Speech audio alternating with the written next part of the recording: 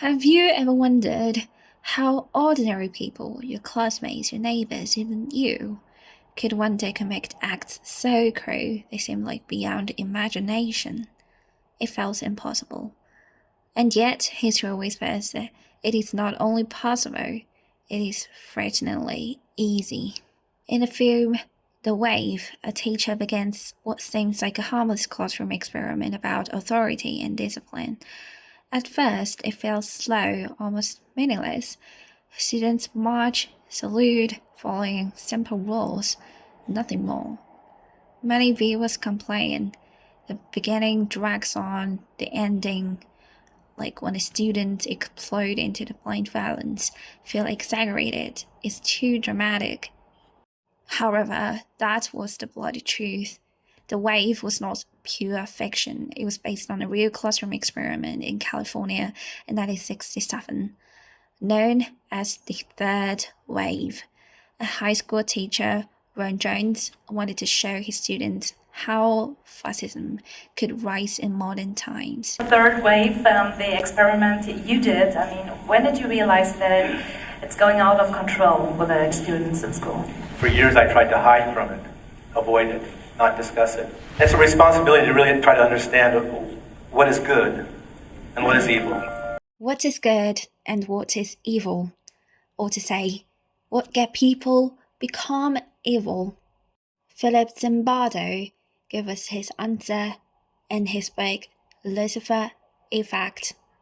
He says, it's all about situations. In 1971, Philip Zimbardo set up a simulated prison in the basement of Stanford University. Volunteers, ordinary college students, were randomly assigned to be guards or prisoners. The roles were simple, but the transformation was not. Within 24 hours, guards were already inventing humiliations. They ordered prisoners to strip naked, to clean toilets with their bare hands. One prisoners, labeled number 8612, began shouting in rage, then broke down in uncontrollable crying and hysteria. He begged to leave and was finally released as if he had lost his mind. Another guard became infamous among his peers. Off duty, he was friendly, even gentle, but when he put on his uniform and sunglasses, he became brutal, screaming at prisoners, forcing them into stress positions, treating them as less than human. Zimbardo later admitted that himself, as prison superintendent, was swept up, blinded to the suffering until it was too late. What began as a roleplay spiraled into a real cruelty. No one had been born to be a sadist, but the system allowed it, and they became one. Another psychologist, Stanley Milgram, uncovered the same truth. Volunteers were told to press a button that delivered electric shocks to a stranger. The shocks grew stronger, past the points of screams, past the pleas for mercy, into silence. Each time, a man in a white lab coat said calmly, the experiment must continue. And most of them obeyed. They pressed the button again and again. Ordinary people believing they were killing another human being because someone told them to. These were not just experiments. History has written the same story in blood. In Rwanda in 1994, radio propaganda urged hunters to cut down the tall trees.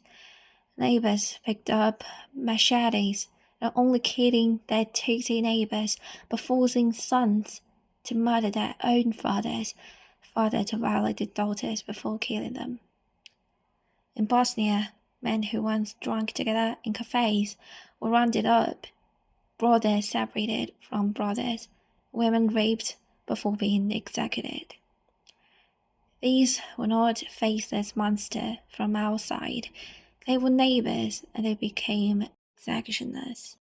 This is what Philip Zimbardo called the Lucifer effect, the transformation of ordinary people into perpetrators of evil, not by nature, but by situation. It is a chilling reminder The line between good and evil is not drawn between nations, cultures, or groups. It runs through every human heart, through yours, through mine.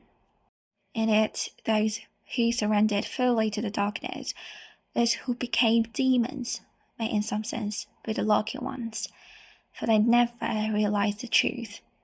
They died believing they were loyal, righteous, obedient. They never saw the people they murdered were the very ones most worthy of love and respect. They never saw the leaders they served, never once saw them as a human being, but a tool.